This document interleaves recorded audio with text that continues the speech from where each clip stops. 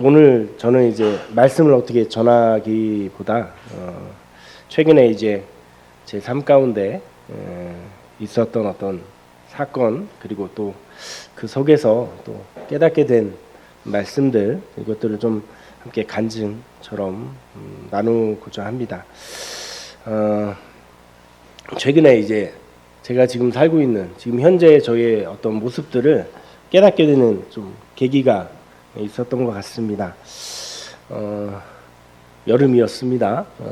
무더운 날이었고요. 계속해서 저녁 퇴근할 때도 30도가 넘어가는 그런 무더운 날씨 가운데 불쾌 지수도 되게 높고 또 유난히 또 차가 많이 막혔던 퇴근길이었습니다. 제가 좀 한 26년 정도 운전을 한 것 같아요. 그동안 이제 제가 다른 차를 들이받았던 적은 없는데 그날따라 이제 더워서 그랬는지 아니면 또 피로해서 그랬는지 멍한 상태로 운전을 하고 있었던 것 같아요. 그래서 문득 정신을 딱 차렸는데 앞에 뒷차에 브레이크 등이 보이는 거죠. 그러면서 급하게 브레이크를 밟았는데 결국에는 들이받고 말았습니다. 남이 제 차를 받아주면 참 좋은데 제가 들이받게 되었죠.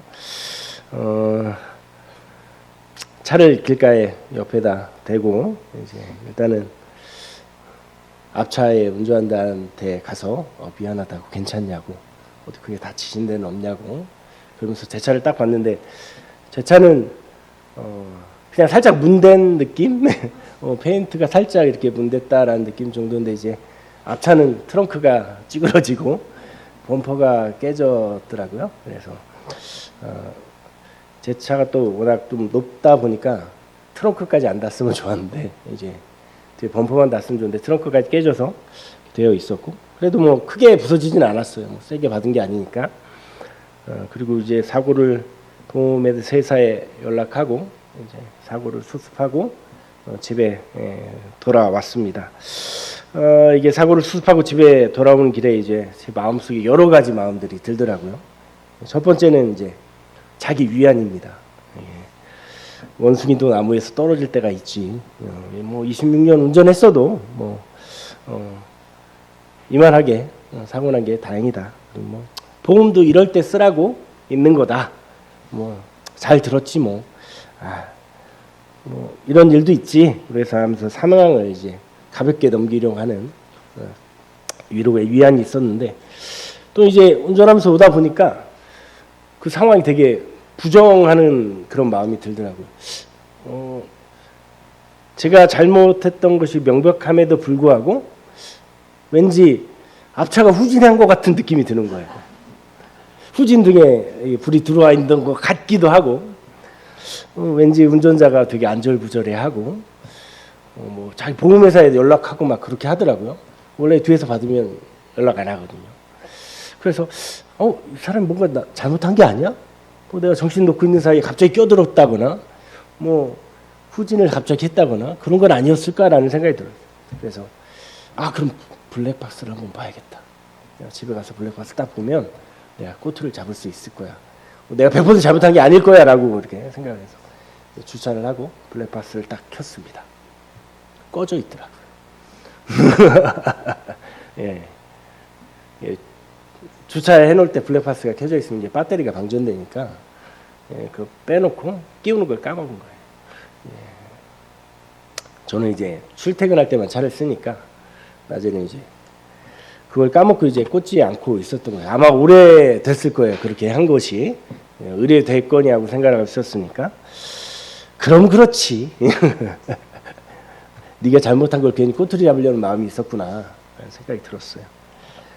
세 번째 드는 생각은 자책과 짜증이었습니다. 요즘 되는 일도 없고 날씨도 덥고 또 삶이 이렇게 모르겠어요. 재미가 없다라는 생각이 계속 들고 있어요. 흥미도 잘 생기지 않고 그냥 막연하게 그냥 일이니까 일만 다니고 있는 상황입니다.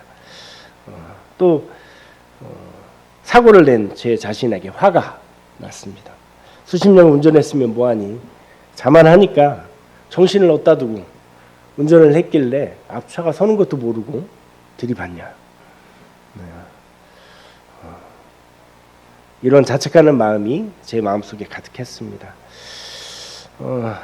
솔직히 뭐 흠이추돌 큰 사고는 아니에요. 뭐 사람을 친 것도 아니고 크게 뭐 들이받아서 뭐 사람이 뭐 어떻게 돼서 뭐 크게 재물 손괴가 일어난 것도 아니고 몇 종 추돌이 난 것도 아니지만 이 작은 일에도 그 순간에도 짧은 시간에 이런 많은 흔들리는 감정 기복을 겪는 제 모습을 보면서 아 이제 나도 나이를 먹었나 보다 라는 생각이 들었습니다. 젊을 때는 무엇에든지 이제 열정이 넘치고 또 가벼운 일을 그냥 뭐 그러려니 하고 넘길 수 있고 또 이런 그랬었는데 이제 이런 작은 이벤트 하나에도 마음이 이렇게 덜컥거리고 애들처럼 불평하고 또 넘어지는 제 모습이 보였던 것 같습니다.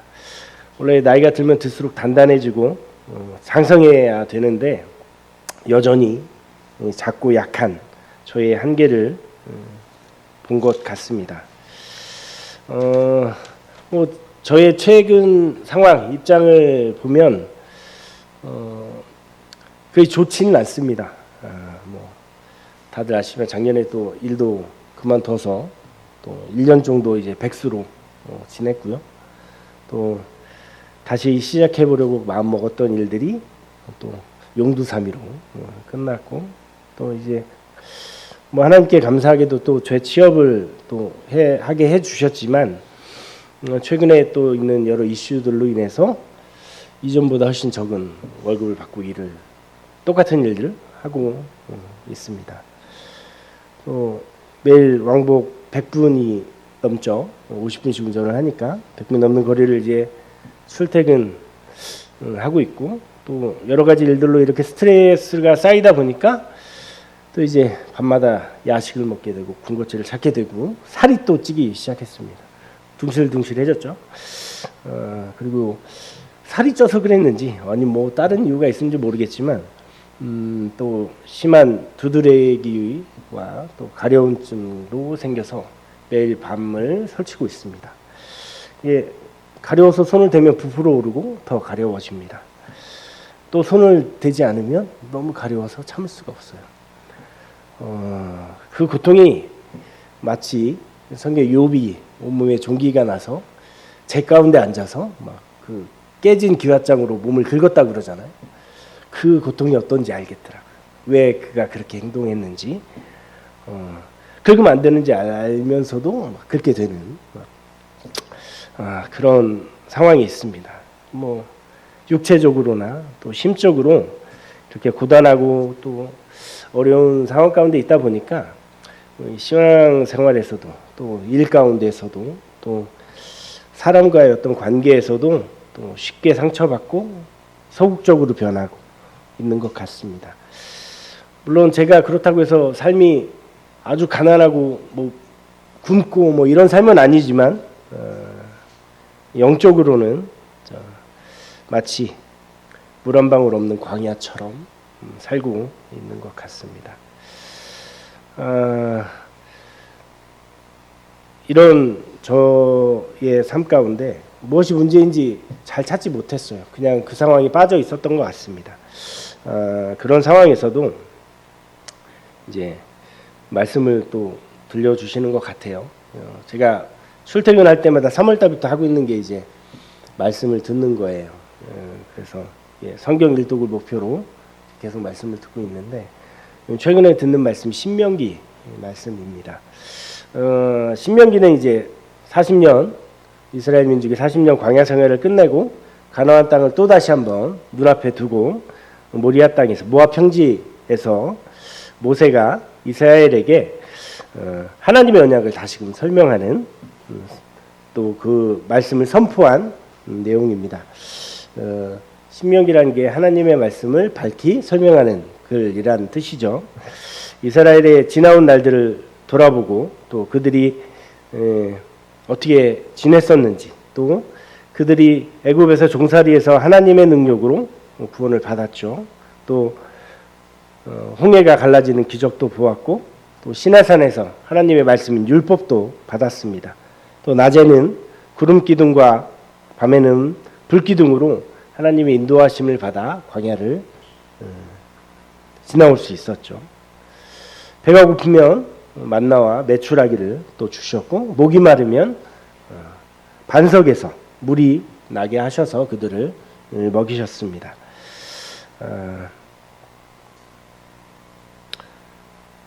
그런데도 그들은 어떠했어요? 하나님께 늘 불평하고 불만하고 또 우상을 섬기고 또 하나님에게 들어가는 가나안 땅에 그 땅에 사는 민족들이 들어와서 들어가지 못하게 됨을 보게 됩니다. 이런 이스라엘 민족의 모습들이 제 삶에 거울과 같이 다가왔던 것 같습니다. 나는 왜 이스라엘 백성처럼 어리석게 살아갈 수 있을까?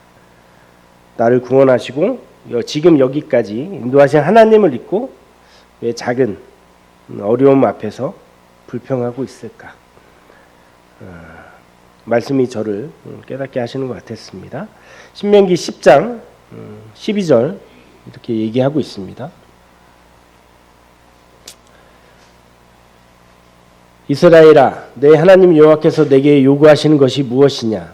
곧 내 하나님 여호와를 경외하여 그의 모든 도를 행하고 그를 사랑하며 마음을 다하고 뜻을 다하여 내 하나님 여호와를 섬기고 내가 오늘 내 행복을 위하여 내게 명하는 여호와의 명령과 규례를 지킬 것이 아니냐.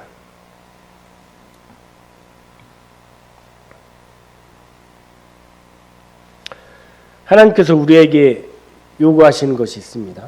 그 당시 이스라엘 민족에게 하나님께서 요구하시는 것이 있었습니다. 그 첫 번째는 여호와를 경외하는 것입니다. 중간에 내 하나님 여호와를 경외하여라고 시작하고 있습니다.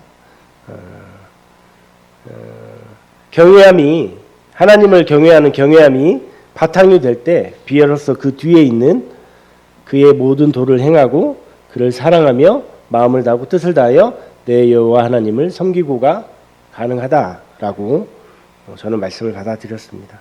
그렇다면 하나님을 경외하는 것은 무엇일까요? 단순히 단어적 의미로는 공경하고 두려워한다라는 뜻입니다.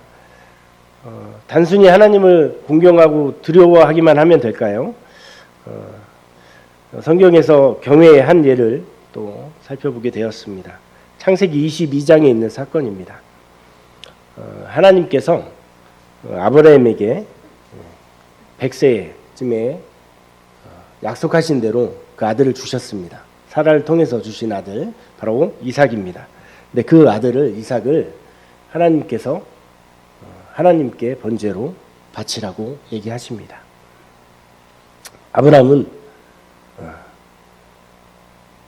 끝내 하나님 말씀에 순종해서 그 아브라함을 번제로 드리려고 합니다. 그를 죽이려 할 때 하나님께서 천사를 보내서 이야기하십니다. 창세기 22장 12절 말씀인데 내가 내 아들 내 독자까지도 내게 아끼지 아니하였으니 내가 이제야 내가 하나님을 경외하는 줄을 아노라 라고 이야기하십니다.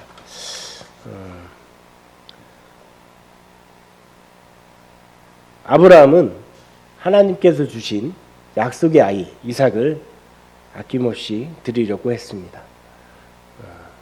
하나님의 말씀을 믿고 그대로 순종하며 행했던 그의 행위가 바로 하나님께서는 아브라함이 하나님을 경외한다라고 표현을 하신 것이라고 생각합니다. 교회는 곧 나의 가장 소중한 것을 하나님께 드릴 수 있는 순종이라고 생각합니다. 우리의 삶에서 가장 소중한 것이 무엇일까요? 가족이라고 하시는 분들도 있고 또 생명이 제일 소중하다라고 생각하는 분들도 있고 또 재산이 소중하다고 생각하는 사람들도 있겠죠. 네, 저는 시간이라고 생각이 되었습니다. 우리는 유한한 시간을 살아가고 있는 존재입니다. 왜? 죄를 지었기 때문에 죽을 수밖에 없는 존재들이기 때문입니다. 죽기 전까지 누구나 유한한 시간을 가지고 있습니다. 그 정해져 있는 그 시간 가운데 그 시간을 얼마만큼 하나님께 드리고 살아가고 있는가? 과연 저는 하루 24시간 중 얼마나 하나님을 경외하며 그분께 그 시간들을 드리고 있는가라는 생각이 들었습니다.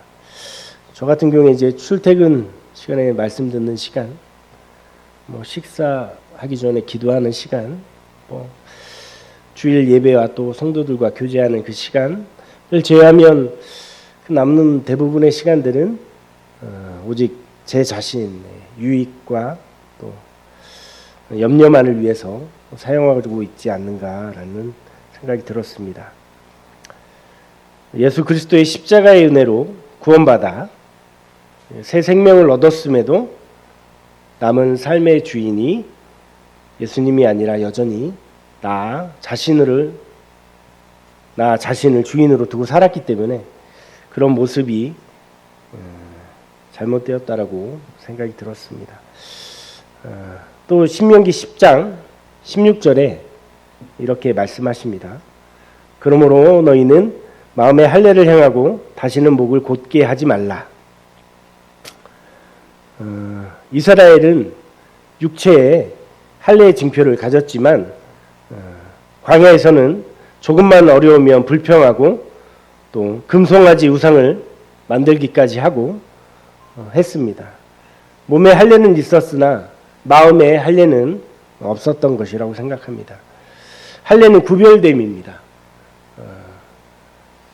세상과 떨어져 있어서 세상과는 달리 유일한 한 분이신 하나님만을 섬긴다는 그들의 표시였습니다.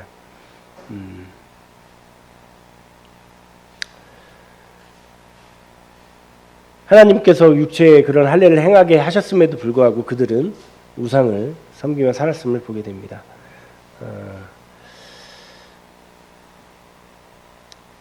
오늘날 저의 삶 속에 그런 우상이 없었는지 생각을 해보았습니다. 손으로 만든 우상만이 우상이 아니죠. 하나님보다 더 의지하고 하나님보다 더 아끼고 하나님보다 더 중하게 여기는 것들, 그런 것이 없었는가 생각해 보았습니다. 제 과거에 있었던 직장들에서의 그 안정감, 지위, 그곳에서 있었던 사람들과의 어떤 교우 관계, 즐거움, 그런 것이 저에게는 우상이었던 것 같아요. 그런 것들을 잊지 못하기 때문에 지금 현재 그런 걸 갖지 못하고 있기 때문에 삶이 재미없고 짜증이 나고 무력한 느낌을, 또 그걸 잃어버리기 때문에 그런 상실감들을 느끼며 살아가고 있었던 것 같습니다. 또 그때 있었던 것들이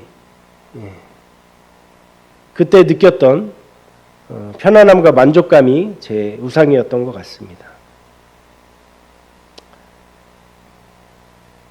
그랬던 교만함이 제 목을 곧게 만들고 있었던 것 같습니다.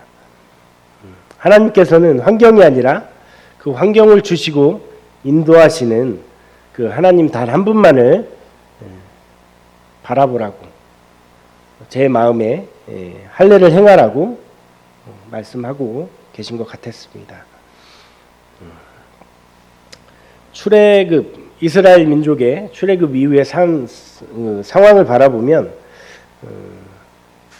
우리 성도의 삶과 비슷하다고 생각을 합니다. 출애굽은 죄 가운데 있던 우리를 구원하신 사건이었고요. 사건과 비슷하고 홍해를 건넌 것은 우리가 구원을 시인하고 침례에 순종한 것과 같다라는 생각이 들었습니다.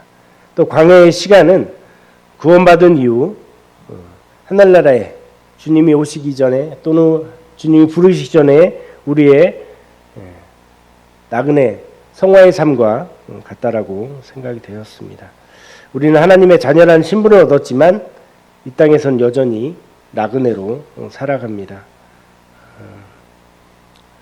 하나님께서는 이 나그네 광야의 삶 가운데서 우리를 홀로 두지 않으십니다. 신명기 11장 13절과 14절에서 저희들에게 약속을 주십니다. 내가 오늘 너희에게 명하는 내 명령을 너희가 만일 청종하고 너희 하나님 여호와를 사랑하여 마음을 다하고 뜻을 다하여 섬기면 여호와께서 너희의 땅에 이른 비 늦은 비를 적당한 때에 내리시리니 너희가 곡식과 포도주와 기름을 얻을 것이요.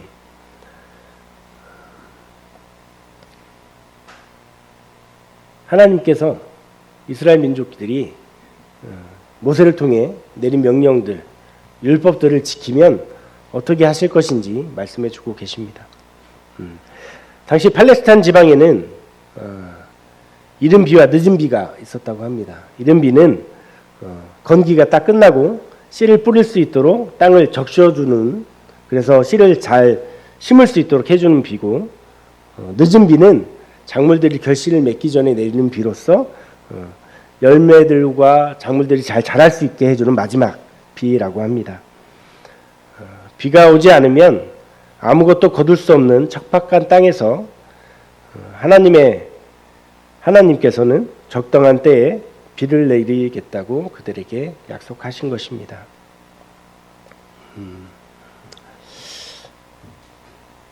그들이 단순히 가나안 땅에만 들어간다면 행복한 것은 아니었다라고 생각합니다. 그 가나안 땅에서도 하나님을 의지하고 하나님께서 명령하신 대로 행했을 때 그들에게 참 평안의 땅이, 가나안 땅이 될 수 있었던 것이라고 생각합니다. 돌아보면 제 삶의 모든 순간에도 이제 하나님의 이른 비와 늦은 비가 있었다고 생각합니다. 마땅히 형벌받아 죽을 수밖에 없는 저 같은 죄인을 건져주셨을 뿐만 아니라 사랑하는 가족도 주셨고, 또 이렇게 함께 예배할 수 있는 교회에 지체가 되게 하셨습니다. 직장이나 재정이나 육체의 건강이 조금 휘청거린다고, 부족하다고 해서 이미 받은 그 크신 은혜를 잊고 어린아이처럼 때를 쓴다는 것이 참 너무나 부끄러운 생각이 들었습니다.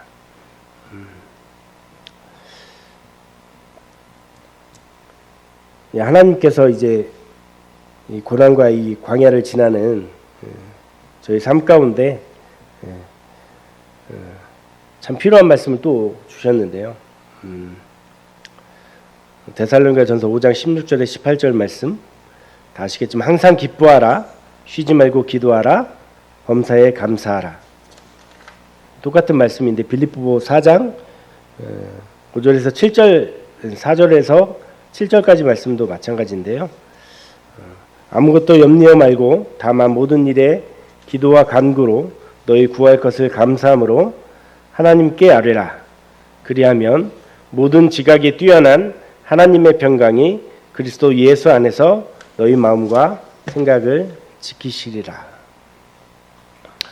저의 주위에 있는 상황들 때문에 기뻐하지 못했고, 또 전적으로 신뢰하지 못했고, 기도하지 못했습니다. 또 환경을 보면서 감사하지 못했던 저에게 하나님께서 다시금 평강의 약속을 주셨다라고 생각합니다.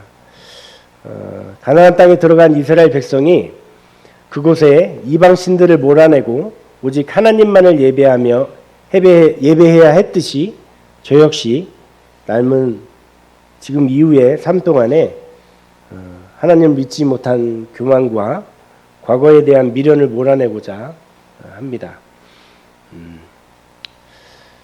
혹시 모르겠어요. 이 곳에 계신 여러 성도님들도 저와 같진 않겠지만 비슷한 광야의 삶을 살아가고 있다라고 생각을 합니다. 그것이 작든 크든.